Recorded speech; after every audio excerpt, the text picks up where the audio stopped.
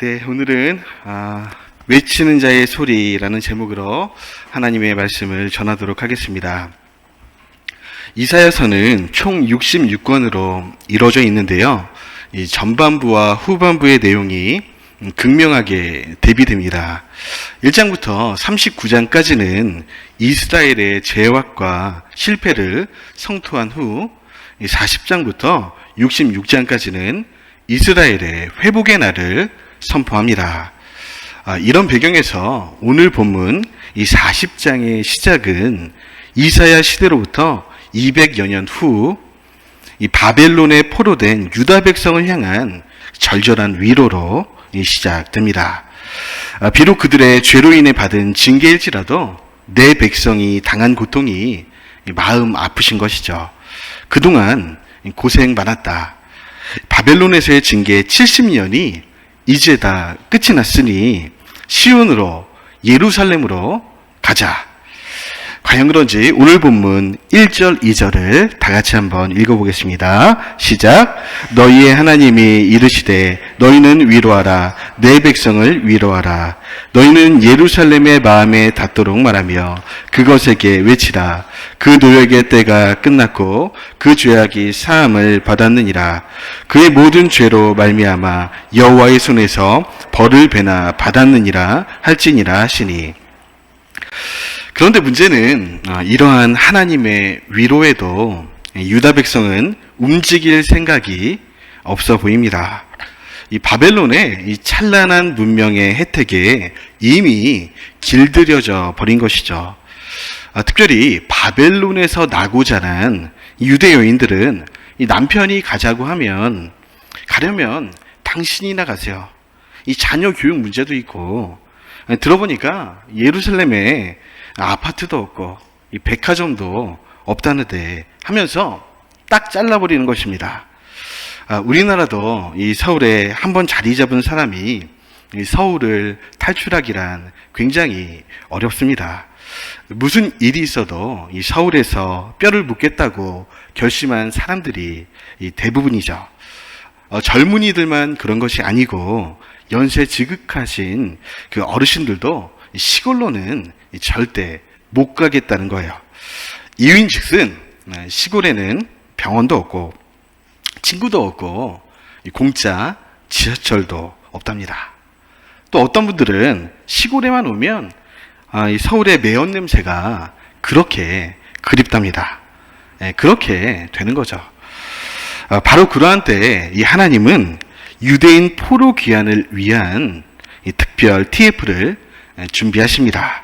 먼저는 기세등등한 이 바벨론 제국을 무너뜨릴 바사왕 고레스를 일으키시고요. 스룹바벨, 에스라, 느헤미야 등등의 그 유대 지도자들을 세우신 후 백성들을 향해 이렇게 외치게 하십니다. 여러분, 시온으로 갑시다. 예루살렘으로 갑시다. 이 바벨론 제국이 아무리 좋아 보여도 얼마 후면 흔적도 없이 사라질 나라입니다. 영원한 하나님의 도성 예루살렘으로 갑시다. 그곳으로 메시아가 올 것입니다. 우리 함께 메시아가 오실 길을 예비합시다. 오늘 본문 3절에 나와 있는데요. 우리 3절 말씀도 다 같이 읽어보겠습니다. 시작.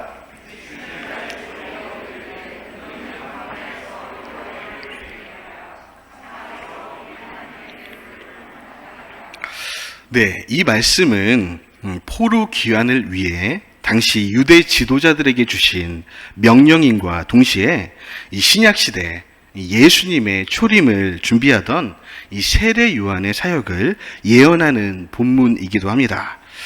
이 세례 요한은 메마른 광야에서 이사야서를 읽으며 본인의 사명과 정체성을 바로 이 본문에 두었습니다. 나는 예수님의 오실 길을 예비하기 위해 광야에서 외치는 자의 소리이다. 실제로 세례 요한은 이 사명을 위해 결혼도 하지 않고 광야에서 석청과 메뚜기를 먹으면서 외치는 자의 소리로 살아갑니다. 이 소리에는 특징이 있습니다. 첫째로 눈에 보이지 않고요. 둘째로 잠깐 있으면 사라집니다. 그래서 세례 요한은 당신이 바로 그리스도가 아닙니까? 메시아가 아닙니까?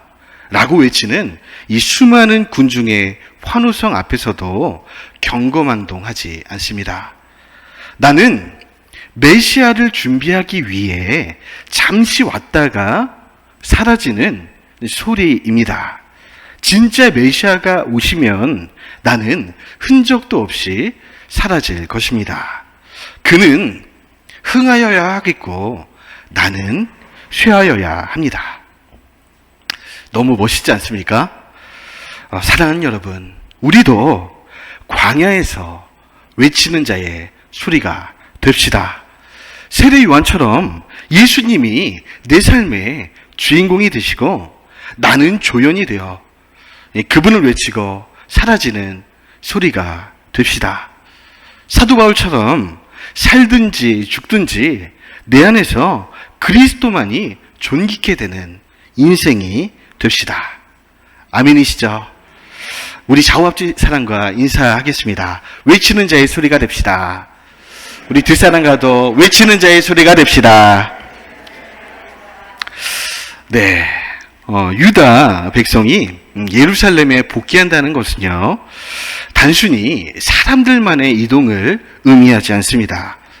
내 백성의 찬송 소리가 예루살렘에 울려 퍼지게 될 때 하나님도 다시 그 장소에 임재하시겠다는 약속인 것이죠. 우리 민족에게도 이러한 소원이 있습니다. 분단 이후 70여 년간 이 찬송 소리가 사라져버린 이 북한의 마을마다 이 교회가 세워지는 것입니다. 한때는 동방의 예루살렘이라 불리며 우리 민족의 가장 큰 부흥의 역사가 일어났던 평양에 다시금 내 백성들의 찬송 소리가 울려 퍼지는 것입니다. 이 수많은 선교단체가 그리고 한국교회가 이 일을 위해 기도하고 있습니다. 주님, 그 땅을 향한 하나님의 진노를 이제는 거두어 주십시오. 진노 중이라도 긍휼을 잊지 마라 주십시오. 남북한 그리스도인들이 손을 잡고 온 열방을 축복하며 선교하는 날이 오게 하옵소서. 바라기는 우리 생전에 이 기도를 응답하여 주시기를 소망합니다. 비록 우리 눈앞에 있는 현실은 앞이 잘 보이지 않습니다. 남북을 중심으로 주변 열강들이 여러 이해관계로 얽혀 있고요. 이 정치 지도자들의 셈법이 다 다릅니다. 그러나 문제보다 크신 하나님께서 정하신 하나님의 때에 하나님의 방법으로 일하실 것을 우리는 믿습니다. 유다 백성이 예루살렘으로 복귀하는 일도 마치 이 북한의 문제처럼 현실적으로는 몹시 어려운 환경이었습니다. 이미 예루살렘에서는 주변 이방 민족들이 성전 재건을 방해하기 위해 칼을 갈고 있습니다. 이 바벨론에서 예루살렘으로 가는 이동 경로는 또 얼마나 험준한지, 이 사이에 고산 준령이 있고요, 광대한 사막이 있습니다. 유프라테스, 티그리스 같은 큰 강들이 가로막고 있습니다. 하나님이 복귀하시는 왕의 대로가 평탄하지 않은 것이죠. 바로 그때 외치는 자의 소리가 분연히 일어납니다. 그리고 이러한 장애물들을 향해 큰 소리로 명령합니다. 예언하고 선포합니다. 우리 4절 말씀에 나와 있는데요, 우리 4절 말씀 다 같이 읽어보겠습니다. 시작.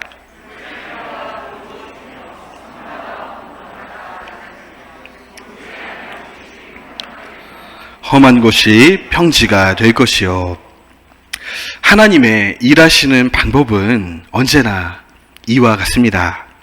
하나님이 행하시는 이 거룩한 사역 앞에 높아진 산들은 깎으시고 낮아진 골짜기들은 메우심으로 당신의 영광을 나타내시는 것이죠.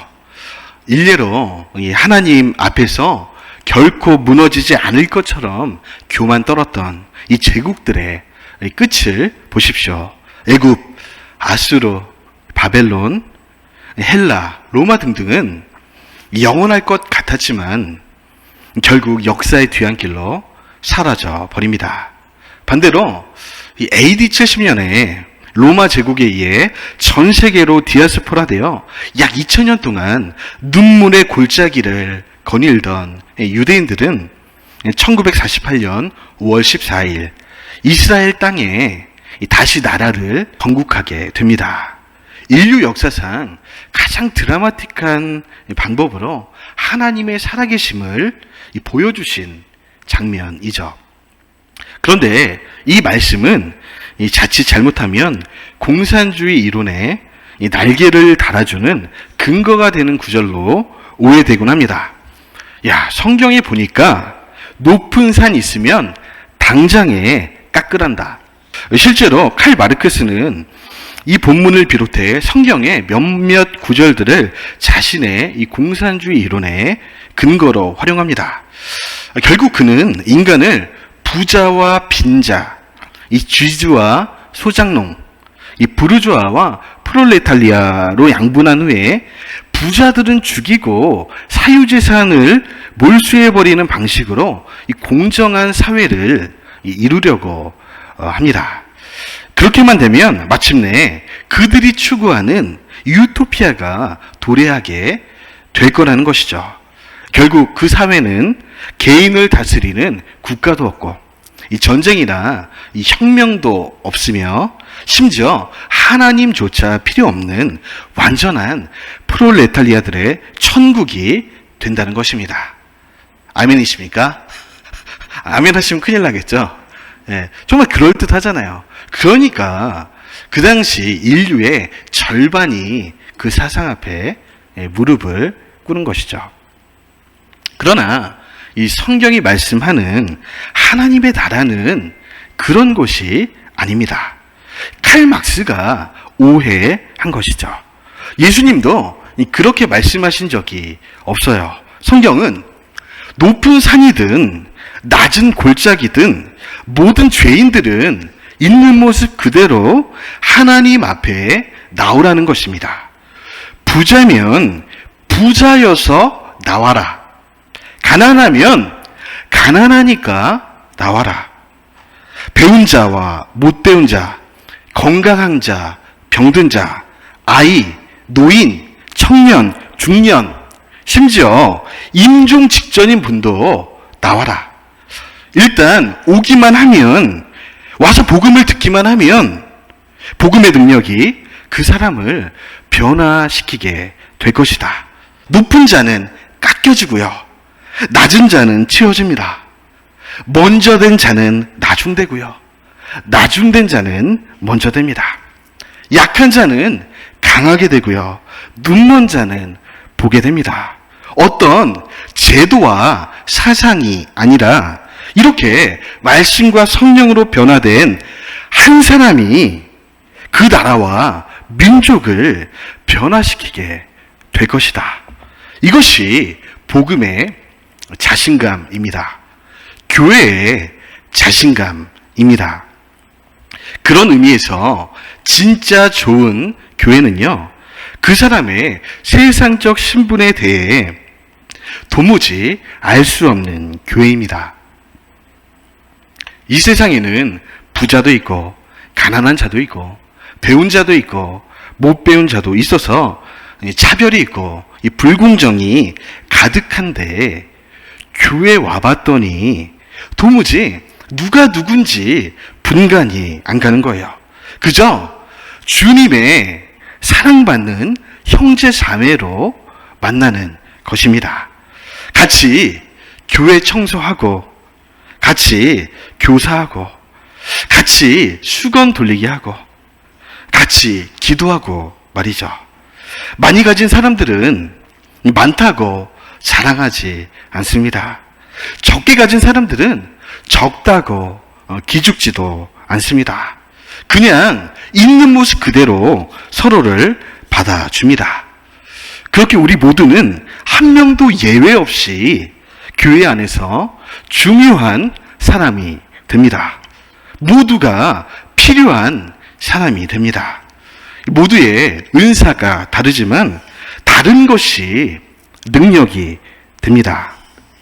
아니, 다르기 때문에 시너지가 일어납니다. 다른 외적인 조건이 필요한 것이 아니에요. 그저 우리 안에 보혈의 피가 흐르기만 하면 되는 것입니다. 그 보혈의 피 안에서 어느덧 우리는 하나가 됩니다. 높은 곳이 낮아지고 낮아진 곳은 높아져서 평탄케 되는 공평과 정의의 나라가 세워진 것입니다. 그리고 이렇게 변화된 공동체에는 반드시 여호와의 영광이 나타납니다.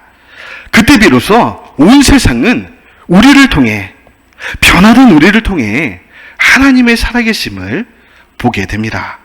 과연 그런지 오늘 5절 말씀을 함께 또 읽어보겠습니다. 5절 말씀 시작. 여호와의 영광이 나타나고 모든 육체가 그것을 함께 보리라. 이는 여호와의 입이 말씀하셨느니라. 아멘. 저는 교회가 참 좋은 게 이 세상적으로 보면 낮은 골짜기에 위치해 있는 사람들, 특별히 우리 아이들을 진심으로 사랑해 준다는 것입니다. 6, 70년대에 한국 교회가 이 성장한 배경에는 교회의 이러한 특수성이 작용했다고 생각합니다. 대개 그 당시에는 아이들을 일단 무시하고 보는 경향이 많지 않았습니까? 태어났는데요, 이름도 안 지어주는 그런 경우도 많고, 주민등록도 안 해주고 말이죠. 학교에 갔더니 이 대부분의 남자 선생님들이 우리 고사리 같은 아이들을, 죄송합니다, 개 패듯이 이렇게 패지 않았습니까? 얼마나 학교 폭력이 심했습니까? 그런데 세상에 이런 아이들이 교회에 갔더니 우리 교편 잡는 분이 천사 같은 얼굴로 시꺼매진 창문을 닫고 있는 거예요. 화장실 청소를 하시고요. 아이들이 오면 안아주고 사랑해주고 먹을 것을 주고 신발 정리해주고 말이죠. 그래서 한국 교회가 이렇게 사랑받은 아이들 중심으로 이 부흥 성장하게 된 것이죠.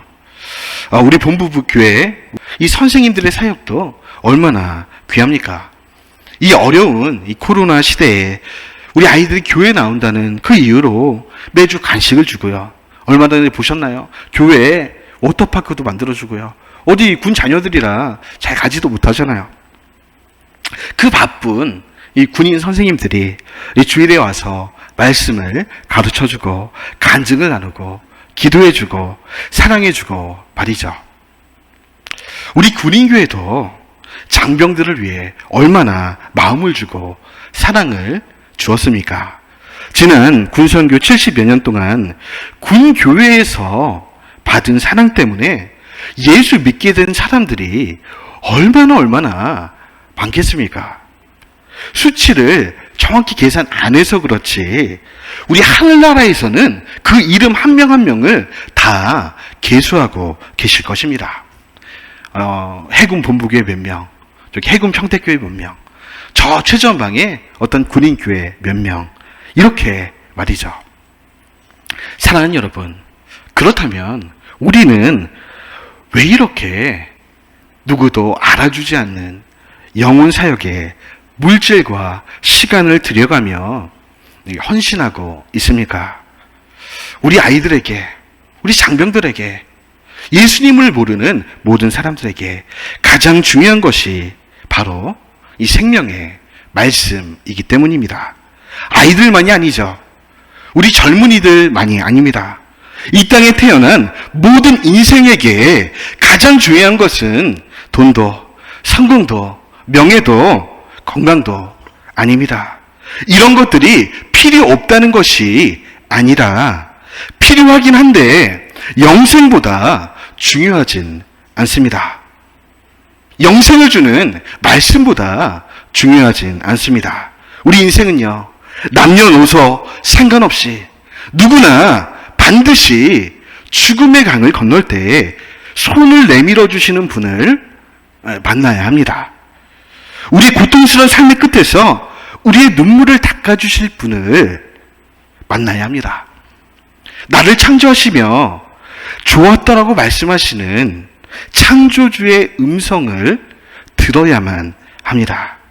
이 모든 진리가 우리 손에 있는 성경 말씀 안에 있습니다. 그래서 오늘 외치는 자의 소리도 목 놓아 외치고 있는 것이죠.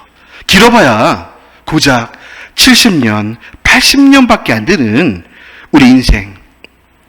마치 풀과 같고 시드는 꽃과 같은 우리 인생 가운데 가장 필요한 것은 영원히 변치 않는 하나님의 말씀이라고요.